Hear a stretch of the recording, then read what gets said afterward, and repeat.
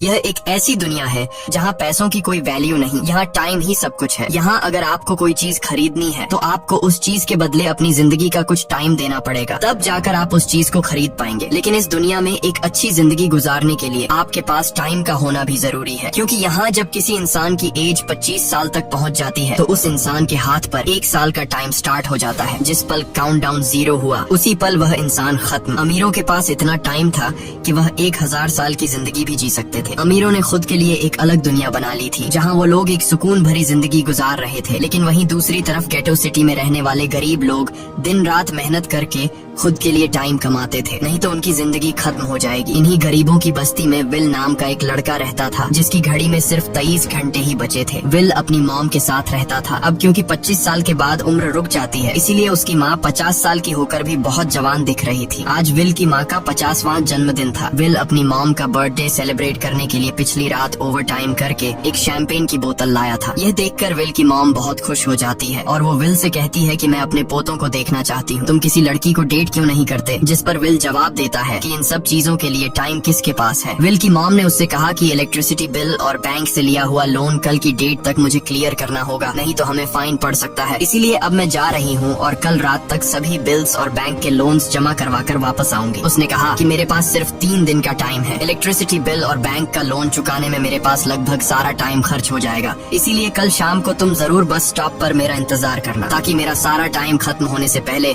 मैं तुमसे कुछ टाइम ले सकूं। इस पर विल ने कहा ठीक है, मैं टाइम पर पहुंच जाऊंगा। जाने से पहले विल की माँ विल के हाथ को छूकर उसकी बॉडी में 30 मिनट ट्रांसफर करती है ताकि विल अच्छा नाश्ता खरीद कर खा सके। इसके बाद दोनों अपने अपने काम पर निकल गए। रास्ते में विल के पास एक छोटी बच्ची आती है। वो विल को एक कैप्सूल देकर विल से उसका थोड़ा सा टाइम मांगती है। विल मुस्कुराते हुए उस छोटी बच्ची को कैप्सूल में अपनी जिंदगी का 5 मिनट का टाइम दे देता है और वह चली जाती है। यहाँ हमें पता चलता है कि यह लोग अपने टाइम को एक कैप्सूल में स्टोर भी कर सकते हैं, जिससे यह लोग कभी भी यूज और ट्रांसफर कर सकते हैं। इसके बाद विल काम के लिए फैक्ट्री पहुँच जाता है। काम शुरू करने से पहले वह कॉफी लेने जाता है, लेकिन वहाँ वह देखता है कि हर एक चीज का दाम डबल हो गया है। जहाँ पहले कॉफी 2 मिनट की मिलती थी, अब उसका प्राइस डबल होकर 4 मिनट हो चुका है। यहाँ पर कभी भी किसी चीज का भी दाम बढ़ा दिया जाता है बिना किसी अनाउंसमेंट के। ये बात विल को बहुत बुरी लगती है। मजबूरी में विल ने भी कॉफी के लिए अपनी जिंदगी के 4 मिनट पे किए और काम पर लग गया। दिन भर के काम के बाद रात के वक्त विल अपने दोस्त के साथ एक बार में जाता है। विल का दोस्त 1 नंबर का शराबी था। वह हर वक्त शराब के नशे में टली रहता। विल का दोस्त विल को इशारे में बताता है कि वह आदमी सबको फ्री में दारू पिला रहा है और उसके पास बहुत ज्यादा टाइम है। ये सुनकर विल ने जब उस आदमी की तरफ देखा तो उसे चारों तरफ से लड़कियों ने घेरा हुआ था। विल की जब उस आदमी की घड़ी पर नजर गई तो उस आदमी के पास 116 साल का टाइम था। ये देखकर विल समझ जाता है कि यह आदमी ग्रीनिच सिटी से है, क्योंकि गेटो सिटी में लोगों के पास ज्यादा से ज्यादा 2 दिन का टाइम होता है। विल उस आदमी के पास आया और उसे वार्न करने लगा कि यहाँ पर तुम्हें नहीं होना चाहिए था। यहाँ चोरों का खतरा है, ये लोग तुम्हें मारकर तुम्हारा टाइम चुरा लेंगे, इसलिए जल्दी से यहाँ से निकल जाओ। लेकिन वो आदमी विल की बातों को सीरियस नहीं लेता और उसे इग्नोर करके ड्रिंक करने लग जाता है। तभी उस बार में फोर्टिस नाम का एक गैंगस्टर अपने ग्रुप के साथ आया, जिसे देखकर सारे लोग बाहर निकल भागे। दरअसल यह शहर के सबसे बड़े गुंडे हैं जो लोगों से जबरदस्ती टाइम चुराते हैं। विल का दोस्त विल को पकड़कर ले जाने लगा, लेकिन विल ने जाने से इनकार कर दिया और वहाँ एक कोने में छिपकर सब कुछ देखने लगा। फोर्टिस उस अमीर आदमी से उसका सारा टाइम लूटने आया था। फोर्टिस उस अमीर आदमी को चैलेंज करता है कि चलो पंजा लड़ाते हैं और जो हारेगा वह अपना सारा टाइम जीतने वाले को दे देगा। ये टाइम फाइट आर्म रेसलिंग की तरह थी, जिसमें 2 लोगों को एक दूसरे की कलाई पकड़नी होती थी। जिस भी इंसान की कलाई नीचे होती थी उसका टाइम घटने लगता था और वो टाइम उस आदमी के हाथ में ट्रांसफर होने लगता था जिसकी कलाई ऊपर होती थी। इस तरह जीतने वाला इंसान सारा टाइम उस दूसरे आदमी से अपनी बॉडी में स्टोर करके उसे मार देता। फोर्टिस उस आदमी से कहता है क्या तुम इसके लिए तैयार हो? इस पर उस अमीर आदमी ने कहा कि मैंने बहुत ज्यादा ड्रिंक की हुई है, इसलिए मुझे कुछ टाइम चाहिए, उसके बाद मैं तुम्हारे चैलेंज के लिए तैयार हूँ। फोर्टिस कहता है कि ठीक है, ये तुम्हारी आखिरी ख्वाहिश है, जाओ मैं तुम्हें तैयार होने के लिए कुछ मिनट देता हूँ। फोर्टिस उसके साथ अपना एक आदमी भी भेज देता है ताकि यह भाग न सके। वो अमीर आदमी बाथरूम में आकर बहुत ज्यादा उल्टियाँ करने लग जाता है क्योंकि उसे काफी चढ़ गई थी। इसलिए अगर वो इस हालत में फोर्टिस से पंजा लड़ता तो इस अमीर आदमी का हारना कंफर्म था। तभी विल वहाँ पर आ जाता है। वो फोर्टिस के आदमी को मारकर उस अमीर आदमी को अपने साथ उस जगह से बाहर निकाल लेता है और उसे फोर्टिस से बचाकर एक सेफ जगह पे ले आया। विल ने उस अमीर आदमी से कहा कि मैंने तुमसे कहा भी कि तुम्हारी जान को खतरा है, तुम जानबूझकर अपना टाइम क्यों बर्बाद कर रहे हो। वो आदमी विल को अपना नाम हेनरी बताता है और वो विल से पूछता है कि तुम्हारी उम्र कितनी है। विल ने बताया 28 साल। हेनरी ने कहा मेरी उम्र 105 साल है और अब मैं जिंदगी से थक चुका हूँ। मैंने अपनी लाइफ में हर एक चीज का मजा लिया है और अब मुझे इस जिंदगी की जरूरत नहीं है, मैं जीना नहीं चाहता। ये सुनकर विल ने हैरानी से पूछा आखिर तुम कहना क्या चाहते हो। इस पर हेनरी ने कहा लगता है तुम अब तक हकीकत से अनजान हो। क्या तुमने कभी सोचा है कि इस दुनिया में अलग अलग टाइम जोन्स क्यों बनाए गए हैं? आखिर क्यों तुम्हारे टाइम जोन गेटो में किसी भी वक्त चीजों के दाम और टैक्स बढ़ा दिए जाते हैं? दरअसल महंगाई जानबूझकर बढ़ा दी जाती है ताकि गरीब लोग मरते रहें और उनकी मौत का फायदा ग्रीनविच टाइम जोन के अमीर लोगों को होता रहे। असल में ये सारा सिस्टम उन्हीं का बनाया हुआ है। जरा सोचो, वहाँ ग्रीनविच टाइम जोन में लोगों के पास जीने के लिए हजारों साल हैं, लेकिन यहाँ गेटो में तुम लोग हर रोज जीने के लिए मेहनत मजदूरी करते हो। ऐसा इसलिए है क्योंकि उन्होंने तुम्हें यह करने के लिए मजबूर किया है। वो लोग तुम लोगों को ज्यादा टाइम देना ही नहीं चाहते ताकि तुम लोग मजबूरी में उनके लिए काम करते रहो। वो लोग महंगाई बढ़ाकर तुम्हें ज्यादा से ज्यादा टाइम खर्च करने पर मजबूर करते हैं ताकि तुम्हारे टाइम से वो हमेशा की जिंदगी जी सके। उन्होंने अपनी जिंदगी का हर एक दिन गरीबों की मौत से इकट्ठा किया है और मैं ऐसी जिंदगी बिल्कुल भी नहीं जीना चाहता जो किसी गरीब मजबूर इंसान की मौत से मिली हो। ये सब सुनकर विल समझ गया कि हेनरी बहुत ही नेक दिल इंसान है। हेनरी ने विल से आगे पूछा अगर तुम्हारे पास मेरे जितना टाइम होता तो तुम क्या करते? विल ने मुस्कुराकर कहा कि सबसे पहले मैं बार बार टाइम को देखना छोड़ देता, क्योंकि उस वक्त भी विल के पास सिर्फ 18 घंटे होते हैं। वो सोने से पहले, सोने के बाद, खाना खाते टाइम हर वक्त अपनी घड़ी देखता रहता है, क्योंकि मुझे डर लगता है कि कहीं मेरा टाइम खत्म न हो जाए और मैं मर न जाऊं। विल कहता है कि मेरी मॉम घर संभालने के लिए बहुत ज्यादा मेहनत करती है। अगर मेरे पास तुम्हारी तरह इतना ज्यादा टाइम होता तो मैं अपनी मॉम के लिए ग्रीनविच सिटी में एक अच्छा घर खरीदता और हम दोनों वहाँ पर खुशी से जिंदगी गुजारते। इसके बाद विल ने हेनरी से कहा आज रात हमें यहीं रुकना होगा, सुबह तक खतरा टल जाएगा, तब तुम वापस अपने घर लौट जाना। इसके बाद ये दोनों सो जाते हैं। सुबह उठकर हेनरी देखता है कि विल अभी भी सो रहा है। वो विल के पास आता है और उसके पास जितना भी टाइम होता है वो सारा का सारा विल को ट्रांसफर कर देता है और अपने पास कुछ ही मिनट बचाकर एक ब्रिज के ऊपर जाकर बैठ जाता है। विल जब नींद से जागा तो उसने देखा कि हेनरी वहाँ से जा चुका है। तभी हमेशा की तरह नींद से जागने के बाद विल ने अपनी घड़ी में नजर डाली। विल की घड़ी में 116 साल ऐड हो चुके थे। यह देखकर उसकी आंखें खुली की खुली रह गईं। उसे लगा कि वो अभी भी नींद में है और सपना देख रहा है। इसी दौरान विल की नजर विंडो पर पड़ी जिस पर लिखा था मेरा टाइम बर्बाद मत करना। वो समझ जाता है कि हेनरी ने मुझे अपना सारा समय दे दिया है। तभी विल ने हेनरी को दूर एक ब्रिज के किनारे पर बैठे देखा। विल जल्दी से हेनरी की तरफ भागा, लेकिन अब बहुत देर हो चुकी थी क्योंकि हेनरी के पास अब बस कुछ ही सेकंड्स बचे थे और थोड़ी देर बाद वो एक झटके से मरकर ब्रिज से नीचे पानी में गिर गया। विल को हेनरी की मौत का बहुत ज्यादा दुख होता है। अब विल के पास 116 साल की जिंदगी थी और वो समझ जाता है कि अगर मैं यहाँ पर रहा तो लोग समझेंगे कि हेनरी को इसी ने मारा है। विल जल्दी से अपने दोस्त के पास जाता है। विल का दोस्त विल के हाथ में इतना सारा टाइम देखकर शॉक रह जाता है, जिसके बाद विल ने अपने दोस्त को दोस्ती की खातिर 10 साल का टाइम दिया। ये देखकर विल का दोस्त उसका दिल से शुक्रिया अदा करता है। विल कहता है कि यहाँ रहना मेरे लिए अब ठीक नहीं, क्योंकि इतने ज्यादा टाइम को देखते हुए मेरा टाइम छीनने के लिए कोई भी मुझे मार सकता है। अब मैं अपनी माँ के लिए ग्रीनविच सिटी में एक अच्छा सा घर खरीद सकता हूँ और वहाँ पर एक सेफ लाइफ गुजारूंगा। जिसके बाद विल अपने दोस्त को गुड बाय कहकर वहाँ से निकल जाता है और सीधा उस बस स्टॉप पर जाकर मॉम का इंतजार करने लगता है, जहाँ 2 दिन पहले उसकी मॉम ने उससे कहा था कि मैं इलेक्ट्रिसिटी का बिल और बैंक का लोन चुकाकर इस बस स्टॉप पर पहुंचूंगी। दूसरी तरफ विल की मॉम सारे लोन और बिल्स भरने के बाद घर लौटने के लिए बस में चढ़ी, पर तभी उसे पता लगा कि एक ही दिन में बस की टिकट के दाम डबल हो गए थे। पहले जहां टिकट 1 घंटे में आती थी वहीं अब प्राइस 2 घंटे हो गया था। ये देखकर विल की मॉम बहुत ज्यादा परेशान हो जाती है, क्योंकि विल की मॉम के पास सिर्फ 1.5 घंटा बचा था। विल की मॉम बस ड्राइवर से रिक्वेस्ट करती है कि अगले स्टॉप पर मेरा बेटा उसे बाकी का टाइम दे देगा, लेकिन बस ड्राइवर ने साफ इनकार कर दिया और कहा कि अगर टाइम नहीं है तो फिर पैदल चली जाओ। लेकिन विल की मॉम को पता था कि अगला बस स्टॉप बहुत दूर है, अगर वह पैदल भी जाती है तो उसे पहुंचने में 2 घंटे लगेंगे। उस वक्त बस में ढेर सारे पैसेंजर्स सवार थे। विल की मॉम ने उनसे भी रिक्वेस्ट की, पर किसी ने भी उनकी मदद नहीं की। इतने में ही बस वहाँ से निकल गई। विल की मॉम रेचल के पास ज्यादा टाइम नहीं बचा था, इसलिए वह दौड़ती हुई पैदल घर की तरफ भागने लगी। दूसरी तरफ विल अपनी मॉम के लिए फूलों का गुलदस्ता लिए बस स्टॉप पर उनका इंतजार कर रहा था, क्योंकि आज उसे अपनी मॉम का बर्थडे सेलिब्रेट करना था। बस जब उस स्टॉप पर पहुंची तो कई सारे पैसेंजर्स उतर आए, पर उनमें से विल की मॉम नहीं थी। विल यह देखकर परेशान हो जाता है और उसे समझ आ गया कि जरूर उसकी मॉम मुसीबत में है। वह उसी वक्त अपनी मॉम की तलाश में भागा। उधर रेचल के पास अब कुछ ही मिनट बचे थे। वह रास्ते में आने वाली गाड़ियों और लोगों के घरों का दरवाजा पीट पीट कर उनसे थोड़ा समय उधार मांग रही थी, लेकिन कोई भी उसकी मदद करने को तैयार नहीं था। इधर विल जब कुछ दूर गया तो उसे उसकी मॉम दौड़ती हुई नजर आ गई। अपनी मॉम को भागते हुए देख विल समझ गया कि उनके पास ज्यादा टाइम नहीं है। वह अपना हाथ आगे करके तेजी से उनकी तरफ दौड़ने लगा। उधर रेचल के पास अब सिर्फ 10 सेकंड्स ही रह गए थे। वह भी पूरी तेजी से विल की ओर भाग रही थी, लेकिन जैसे ही रेचल अपने बेटे विल के पास पहुंची, उसका टाइम खत्म हो जाता है और वह मर जाती है। यह देखकर विल को बहुत दुख होता है, क्योंकि उसने अपनी मॉम के लिए क्या कुछ नहीं सोचा था। वह चीख चीख कर रोने लगा। अगली सुबह तक हेनरी की डेड बॉडी टाइम कीपर्स को मिल चुकी थी। ये टाइम कीपर्स वहाँ पर इन्वेस्टिगेशन करते हैं। आज की दुनिया में टाइम कीपर्स होते थे जो पुलिस की तरह थे। इन टाइम कीपर्स का काम भी क्राइम को रोकना होता है। टाइम कीपर्स के ऑफिसर रेमंड ने उस जगह में अच्छी तरह से जांच की, लेकिन उसे कोई भी क्लू नहीं मिला। तभी रेमंड की नजर उस ब्रिज के पास लगे सीसीटीवी कैमरा की तरफ गई। वह सीसीटीवी फुटेज चेक करने सीसीटीवी रूम के लिए निकल पड़ा। दूसरी तरफ विल समझ चुका था कि उसकी मॉम की मौत के लिए ग्रीनिच में रहने वाले अमीर लोग ही जिम्मेदार हैं,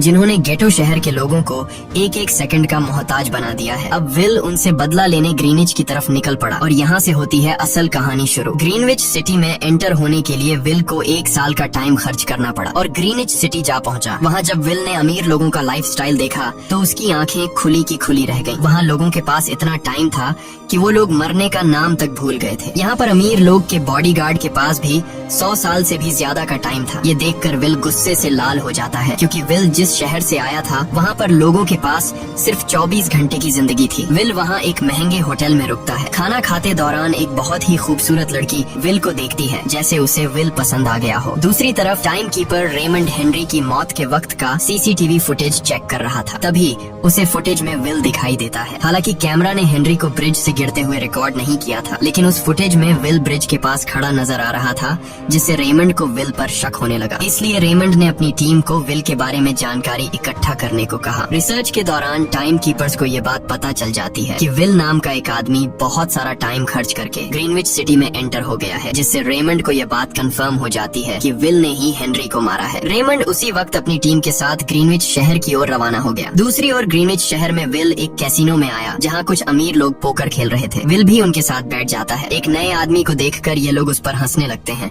लेकिन विल गैम्बलिंग में माहिर था। आज उसके लिए अमीरों से पैसे निकालने का सबसे अच्छा मौका था। विल ने फिलिप नाम के एक रईस आदमी के साथ पोकर की बाजी खेली। फिलिप यहाँ का सबसे रईस इंसान है। उसके पास खुद का एक टाइम बैंक है जो लोगों को लोन पर टाइम देता है। फिलिप के साथ उसकी डॉटर भी बैठी होती है। यह वही लड़की है जो कुछ देर पहले विल को गौर से देख रही थी। गेम जब शुरू हो जाती है तब विल अपनी लाइफ का सारा टाइम दांव पर लगा देता है और अपनी माइंड के बदौलत वो फिलिप से 1100 साल जीत जाता है। यह देखकर फिलिप की बेटी सिल्विया विल से काफी ज्यादा इम्प्रेस हो जाती है। उसने विल को कल रात अपने घर पार्टी पर इनवाइट किया। फिर अगली शाम विल एक नई नवेली कार खरीदकर फिलिप की पार्टी में जा पहुंचा। वहीं पार्टी के दौरान विल और सिल्विया डांस करने लगते हैं और सिल्विया मन ही मन विल को दिल दे बैठी। वो अपनी दिल की बात विल से करने ही वाली थी कि तभी टाइम कीपर रेमंड अपनी टीम के साथ वहाँ पहुँचता है और विल को पकड़ लेते हैं। विल को खूनी समझकर सिल्विया भी उससे नाराज हो गई। रेमंड ने सबसे पहले विल का सारा टाइम उससे छीनकर सिर्फ 2 घंटे दिए। उसके बाद वो विल को हेनरी के खून के इल्जाम में गिरफ्तार करने लगा। रेमंड विल से पूछता है कि तुमने हेनरी को क्यों मारा। विल उसे कहता है कि मैंने उसे मारा नहीं था,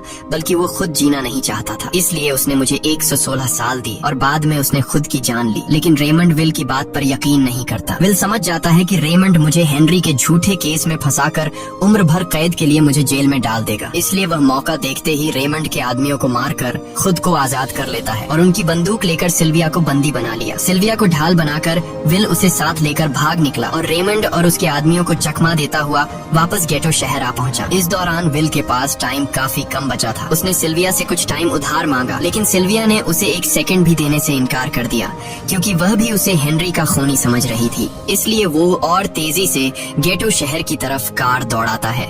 ताकि वहाँ पहुंचकर किसी से टाइम उधार ले सके। जल्दबाजी में उसका ध्यान आगे सड़क पर बिछी कंटीली तारों पर नहीं पड़ता, जिससे टकराते ही विल की कार ब्रिज से नीचे गिर जाती है। इस एक्सीडेंट में विल और सिल्विया बेहोश हो गए। असल में रास्ते में वह कांटे फोर्टिस और उसकी गैंग ने बिछाए थे। फोर्टिस ने देखा कि सिल्विया के पास 10 साल का टाइम था। वो सिल्विया का सारा टाइम चुरा कर वहाँ से निकल जाते हैं। इतने में ही विल और सिल्विया को होश आया। सिल्विया ने जब अपने हाथ की तरफ देखा तो वो परेशान हुई, क्योंकि उसके पास सिर्फ 30 मिनट ही बचे थे और विल के पास भी कुछ मिनट ही बचे थे। पर फिर भी उसने सिल्विया को अपने कुछ मिनट दिए, जिससे इन दोनों का टाइम बराबर हो गया। इसके बाद विल सिल्विया को लेकर जल्दी से अपने दोस्त के घर जाता है, जिसे उसने 10 साल दिए थे। जब उसके दोस्त की वाइफ ने दरवाजा खोला और उसने विल को देखा तो उसने विल से नाराजगी जताते हुए कहा, तुम्हारे दिए हुए 10 साल ने मेरे हस्बैंड की जान ले ली। उसने सारा टाइम शराब में उड़ा दिया, जिससे उसकी मौत हुई। ये सुनकर विल मायूस हो गया, लेकिन अब इन दोनों के पास भी ज्यादा टाइम नहीं था। अगर यह दोनों जल्दी से कुछ नहीं करते तो इनकी भी मौत पक्की थी। तभी विल ने सिल्विया के कानों में ईयरिंग देखी, जो हीरे की थी। उसे बेचकर विल और सिल्विया को 2 दिन का टाइम मिल गया। इसके बाद विल सिल्विया को लेकर फोन बूथ पर आया। उसने सिल्विया के पिता फिलिप को कॉल किया और बताया कि उसकी बेटी अब तक सही सलामत है। उस वक्त रेमंड भी फिलिप के पास ही मौजूद था और विल को भी पता था कि रेमंड भी वहाँ मौजूद है। विल ने सिल्विया को छोड़ने के बदले